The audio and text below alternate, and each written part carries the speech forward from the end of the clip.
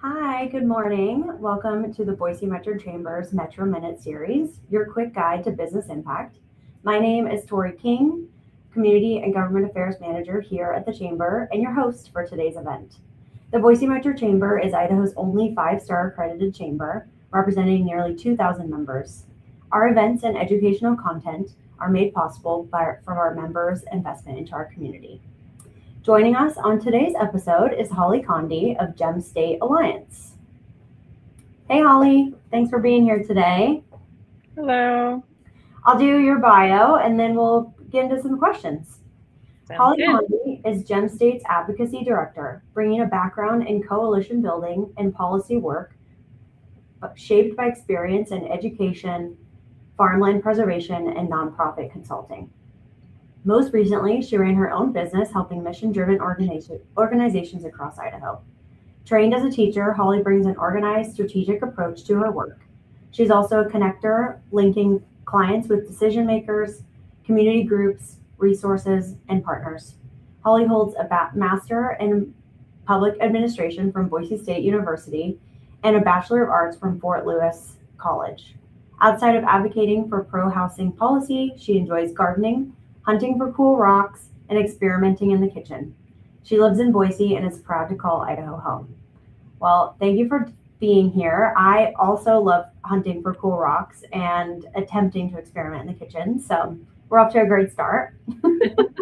Absolutely. There's so many cool rocks around. So many cool rocks, and I've been wanting to get a rock polisher, but I can't decide if that's something that I need to fully commit to my life right now. But I am very intrigued with the idea of making homemade bolos. So Ooh, maybe we'll start a business and we'll come back to chat about that. I like it. It's a good idea. All right. Well, you're with Gem State Housing Alliance. Can you chat a little bit about the alliance and how it, became what it is and where it came from? Sure, absolutely. So, Gem State Housing Alliance is Idaho's first statewide housing or advocacy organization. So, our whole thing is we're trying to make it easier to build more homes for Idahoans.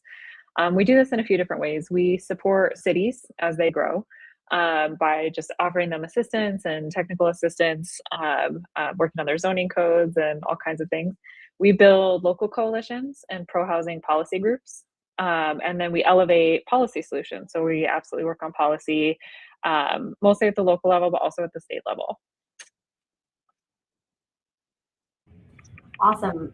Well, obviously, since it's one of the first of the of an alliance, a statewide alliance, um, that obviously means there's been a lot of conversation about housing, and that we're in need of alliances and people working towards this. It especially this past session, I would say Yeah. it's definitely become one of the most talked about issues in Idaho, not just in the legislature, but all over. Every city and community are working towards what they need to do to be taking care of our people. Um, what are from your perspective and Gem State's Alliance perspectives, what are the biggest housing challenges that we're facing in our communities right now?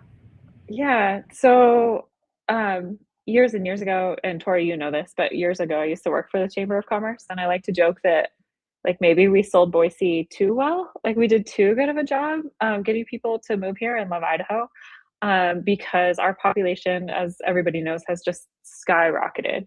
So one of the biggest, the root of our challenge here is that it's an economics 101 issue, right? We do not have the housing supply to meet demand. And when you don't have enough supply to meet demand, prices skyrocket. And that has been especially acute in Idaho, right? Idaho's got, the second least affordable market. And we have all of these metrics that are just bonkers to people because of the cost of housing has just skyrocketed. So that's the biggest challenge. And when we think about high costs for housing, there's things that we can control with policy solutions, and there's things we can't. Right? I can't affect the cost of a plumbing fixture, right? Or labor, right? These are giant issues, but we can make policy choices and policy changes to reduce red tape or speed up the process or allow for smaller home types to be built. And so it's a big challenge, but basically increasing supply will absolutely help lower the cost of housing. Great, thank you for that. I do agree. I think over the years, it's been such an easy sell to visit, to move here, and now we're, um, trying to find where to tell these people, which is so cool. As a almost Idaho native myself, it's been really cool to see the growth, and then it's also been pretty frustrating to see that Mhm. growth and to see there's just good and bad to it all. Um, Yeah, well, Gem State Housing Alliance brings together businesses, nonprofits, and policymakers to address housing challenges, like we've been chatting about. right. Why do you think collaboration across all of these sectors is important? And then, how does housing availability impact Idaho's workforce, business, and overall economy? Absolutely. So, housing affects all of us. All of us have a story about it, and I travel around the state talking about this all the time, and everybody's got some story about how they couldn't find a home at their own price, or they're looking for something for their college students or their aging parents, and they just can't find anything. So this has been a conversation for several years now, and what we found, like right at the beginning and like right before we decided to start Gem State, was a lot of these conversations were happening, but they were happening in a very siloed way, right? So you had folks that are working on like capital A affordable development or homelessness, and they're working and like looking for solutions while also trying to care for that population. You have industry leaders, business leaders who need to have workers near their jobs, right? And they can't because there's just not enough, right? If you're a hospital and you have to have people who are on call, they have to be within 30 minutes of the hospital, or else they can't respond in time. And being able to find somebody who can respond to the hospital in downtown Boise is a challenge if you want your staff to be able to be close. And so um, and then you had home builders who are like trying to build as fast as possible, but still, butting up against all of these barriers. Well, all of these different groups and different organizations are also still trying to do what their primary focus is, right? If you're a hospital, you're busy doing hospital things. If you're a homelessness organization, you're serving the homeless population. And if you're a home builder, you're building homes. And so what we found are these conversations were happening all over, but there wasn't really a mothership, right? There's nobody sort of leading the charge and figuring out strategy and getting everybody to say the same things and actually thinking through what policy solutions might work. And so that's how Gem State came to be, right? That's kind of our origin story is we wanted everybody to be rowing the boat in the same direction instead of just sort of like spinning out and being like, oh, we know this is a problem, but like we're trying, but we can't. So Gem State, myself and our founding executive, Ali Rabi, we're policy people. We're getting everybody to say the same thing and to sort of move that conversation forward instead of just everywhere at like it's been fun. But so that collaboration is super important because we also need all of those people's voices, right? Like we need the home builders, we need industry leaders, we need business owners, we need the folks who are providing these services, and we want them all to be collaborating and using their collective voice to make change to allow for more housing. I love that. You're totally right. There's so many different aspects to housing and building and in a community. And so having all of these voices is obviously so helpful and Yeah, very needed, especially when we're all talking about it, but we're all not yeah, all in the same room talking about it. right. Well, you kind of mentioned, these businesses getting involved. So we talk about different types of housing, different sizes of housing. Um, and that's kind of one of your guys's mission or goals is educating Idahoans about the benefits of those different types of housing and different sizes. What do you think are some of the biggest misconceptions that you encounter when talking about different strategies or different types of housing, and then how do you address those? Yeah, I think one of the biggest misconceptions is that, if builders could build small houses, they would.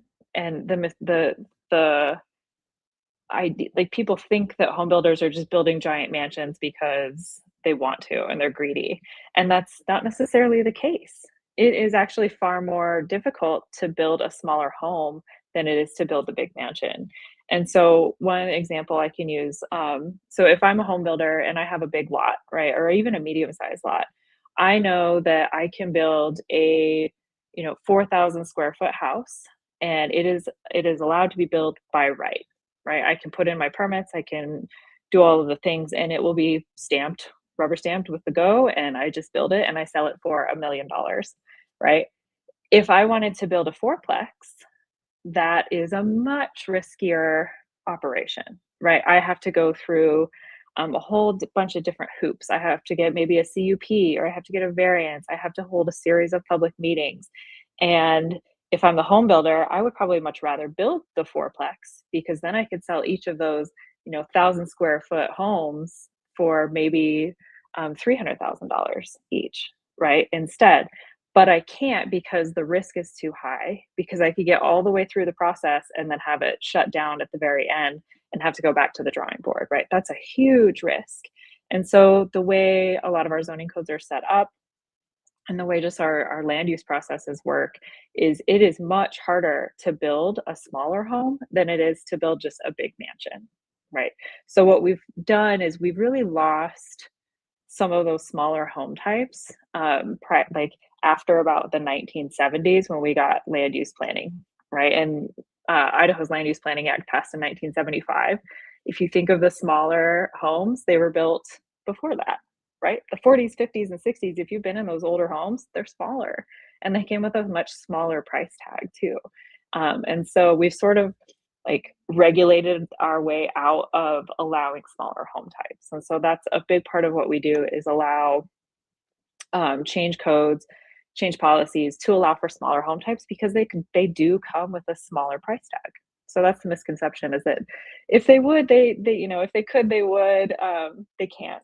Home builders can't build the smaller types without taking on a huge amount of risk and having to spend a lot more money in the long run.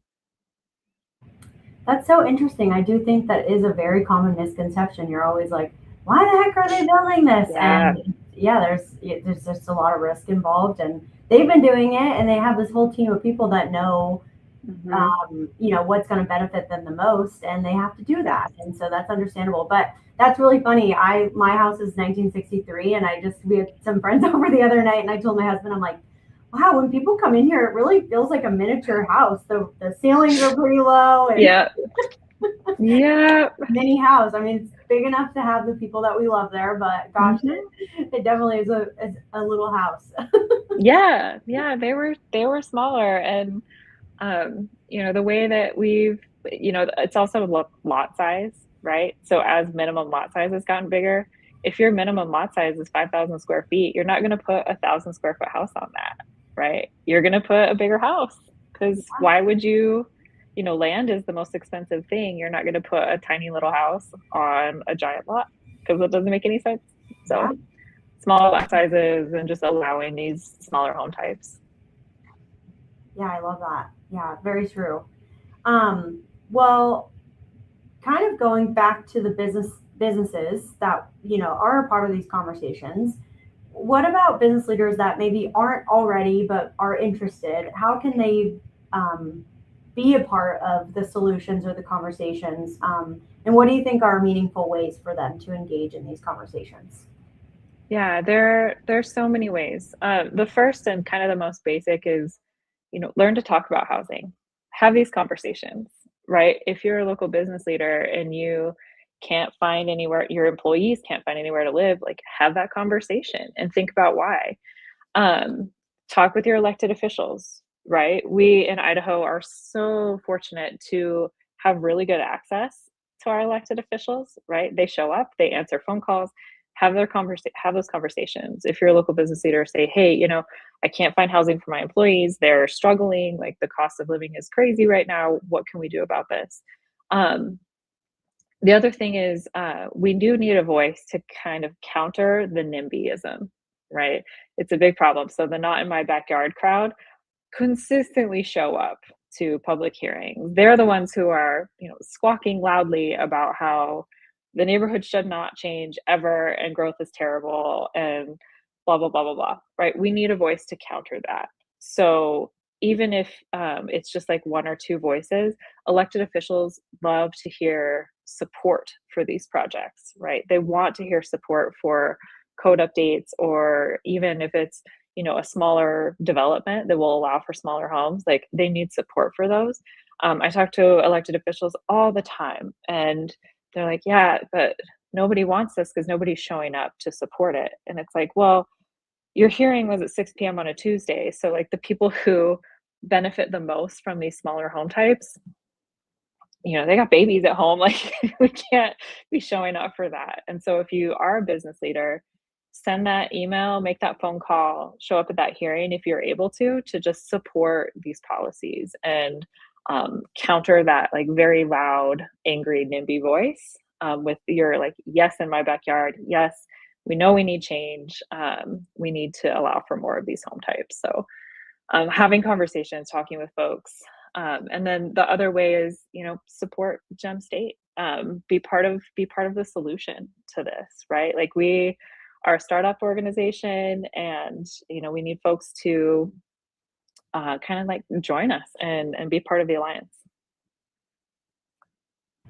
I love that. Thank you for that. I think just even in a general, you and I get to see each other at the Capitol a lot. Yeah. And you're totally right. People, even just being in the room sometimes is Yes. beneficial to show that, I mean, yeah, obviously if you can testify in support or against or whatever it is that you're there for, that's obviously really beneficial, but just even showing up and showing them that this is something that is impacting the community. And if people can be there, and it is hard because sometimes the hearings are not at convenient times, but I do agree with you. I think, showing up and trying to be there is super powerful. Yeah. Yeah. Well, speaking of the State House and obviously policy conversations and housing trends, what do you think Idaho businesses and community leaders should be paying attention to over the next few years when it comes to these policy conversations? Yeah, there's a lot of opportunity to, allow for these smaller home types, right? So that's minimum lot size, and also just to back up a little bit, these policy solutions are local, but they're also statewide, right? They can be both. Like if you live in a city, you can advocate for these policies at your city council with your planning and zoning commission, or at the state level. It can be both, and it needs to be both, right? But smaller lot size is a huge one. Legalizing more home types and removing barriers. So back to our like fourplex versus mansion conversation. In most places across Idaho, you can't build a fourplex in most of the residential zones, right? Even if you wanted to. Or you could, but it's going to take 2 years of permitting and hearings and all of those hoops. That's just not going to happen.